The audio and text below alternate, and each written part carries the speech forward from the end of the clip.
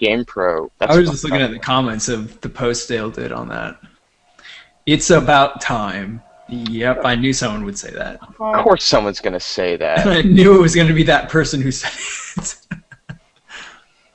It's about I'm not even gonna get started on that. They're part of like the history of our gig. I mean, they're one of the oldest. Oh, absolutely. I mean, I can remember reading GamePro as a kid, and their rating system, I still think, is one of the most interesting and applicable ones with the faces and shit like that. I liked that with the range of options, and it's very visual. And screw the number thing; it just said, "Hey, I'm excited about it." Woo! That's all I need. I like that the bottom two faces were the meh face and the meh with a thumbs up. So it's kind of like it's literally saying I have mixed feelings about this. Like thumbs up, and I'm like, it's really sad to see such a long running publication and organization kind of go under. And it's not the first, that's what sucks. That's for someone in our job, that's scary.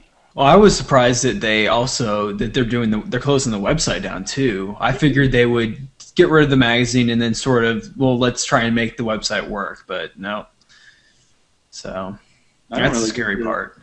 I don't get why it's redirecting. I know it's one of the properties of the company, but I don't get why it's redirecting the PC world.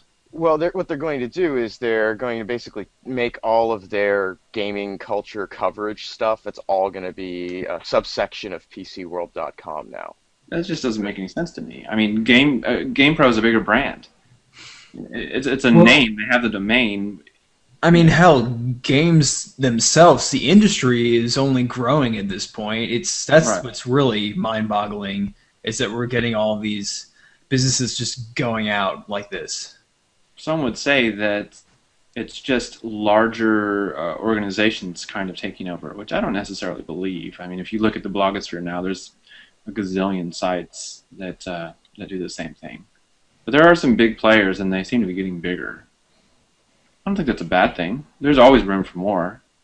Yeah. Well, I mean, as long as the little guy's voice can still be heard, and that's the advantage of the internet, is that there's always someone that can come up, and the opportunities are there for that to happen. But I mean, I do always sort of have a concern whenever any industry starts to get too centralized around a few individual companies that seem to have all of the power.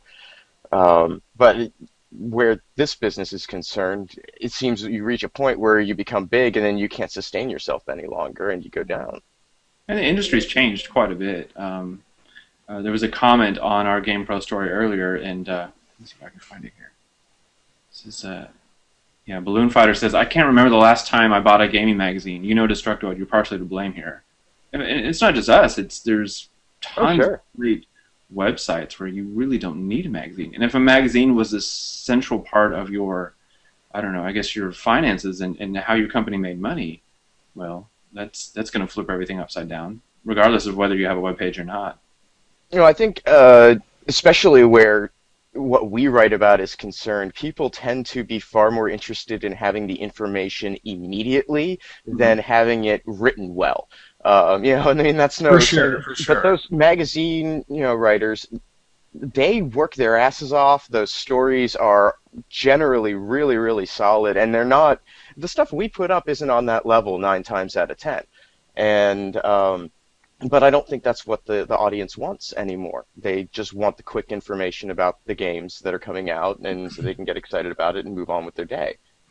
I think that the gamer wants it all in all forms. So I don't think that they want to see magazines go away, but I think for the most part, most gamers would just rather hit a blog up.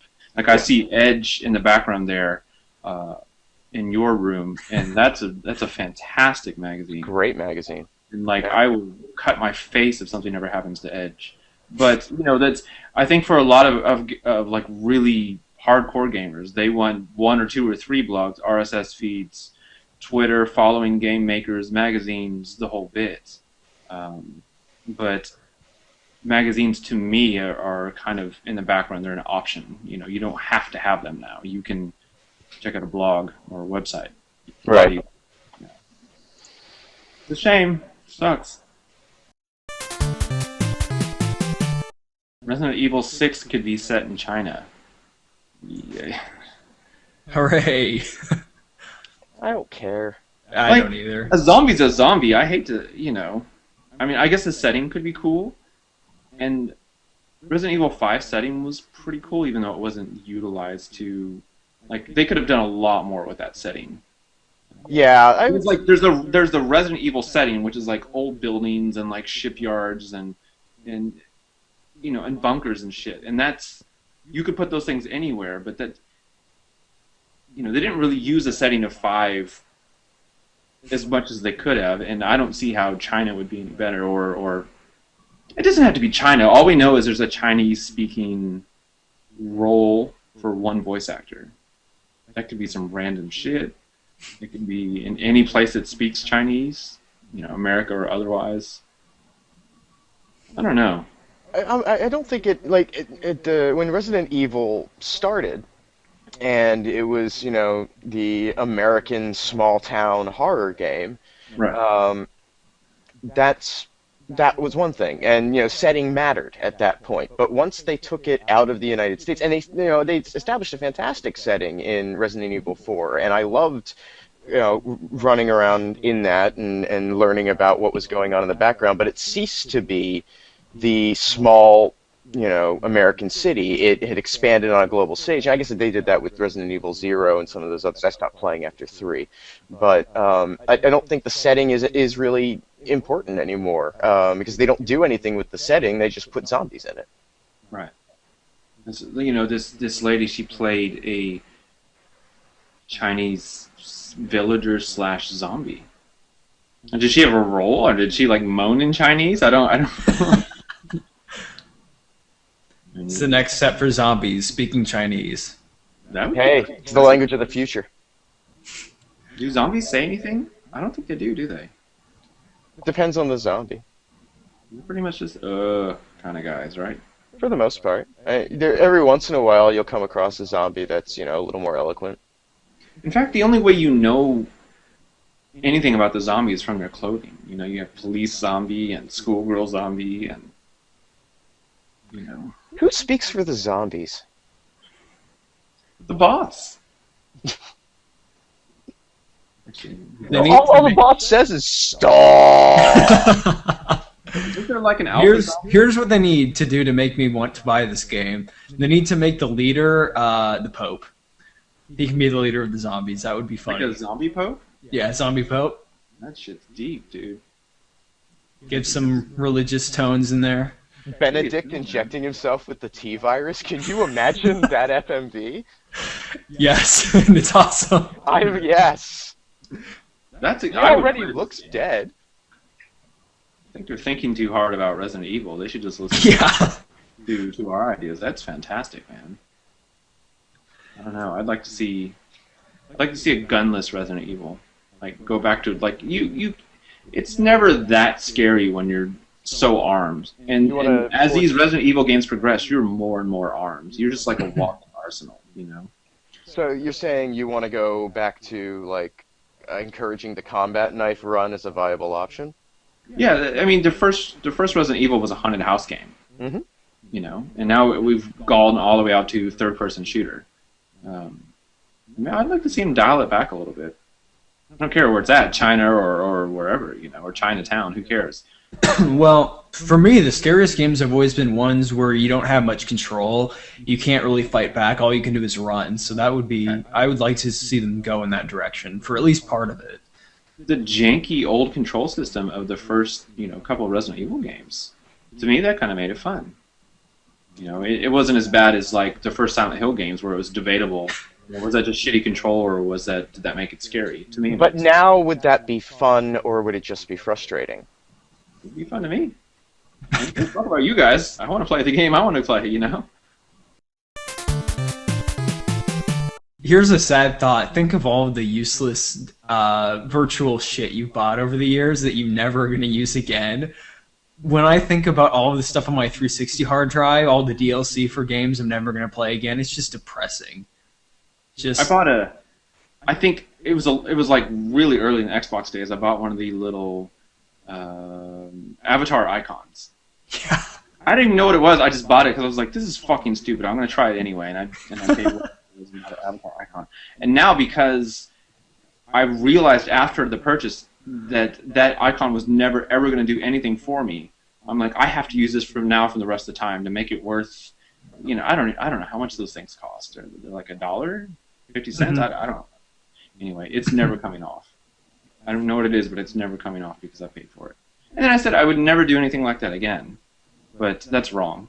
I think everyone is dabbled in that. It's so weird to pay something for nothing, something for a game. What was the first instance of that? I totally bought a Avatar pack for my 360 because Dr. Wily popped up. I was like, shit, I gotta rep Dr. Wily. I mean, there's just there's some urge that takes over where like rational thought gets overtaken by the need to love something desperately. It feels so wrong. I mean, it's one thing to buy like a little icon that does absolutely nothing. It's by your name. It just sits there. I don't support it, but I kind of get the Facebook games where you have the pressure of all your peers, and they're leveling past you, and you're like, no way, fuck that. I'm gonna buy these coins and cheat. I get that to some extent, but I don't get like the pointless avatar, even though I have them. Well, didn't everyone remember how they used to sell themes? Whatever happened to that? You can't even use a theme now, can you? For the dashboard? Oh, they still sell themes. But can you use it in any way? They changed the every time they change the dashboard, people get all pissy about it. But they have like a new set of themes that comes along that works better with their new design. Yeah, remember back to the blades. When they had the blades, you get a couple of different backgrounds, one for each blade. So. Mm-hmm. Well, and now it's the same thing now, except instead of the blades, it's your like individual channels as you're going up, and God knows what it's going to look like with the update that comes next week. I would love to see the sales data on that shit. Like, how many of those have sold? Like 8? Oh God, no. I mean, tons of them have sold. Like 12. Well, and then there's all of the FIFA ones, that all the FIFA DLC that people had their accounts hacked and purchased. I'm sure most of that was Avatar items and. I don't know. You know what it is? That is, speaking of sport, this the virtual items, they're kind of like as pointless as a sports fan's jerseys and memorabilia and foam fingers and all that shit. Like, none of that does nothing. It doesn't really improve the experience. But you kind of you buy it to support. Well, and it's a quality of life thing. I mean, I have all of this crap in my house that I don't need that I like to look at it because when I look at it, I think, that's a neat thing, or that makes me happy. Seeing that thing makes me happy. When I turn on my 360 and I see my little, I think I have a Fallout icon up there now. I see my little Fallout guy, I'm like, yeah, awesome. I'm happy. That makes me smile. So, if I spend 50 cents to make myself smile on a fairly consistent basis, that's money well spent. It's just amazing to me. I don't understand it. It continues to amaze me. Somewhere along the way, someone figured out that we would buy this shit, and we continue to buy it. I think that's... Well, they were fucking right. Yeah, they were absolutely right. We are animals.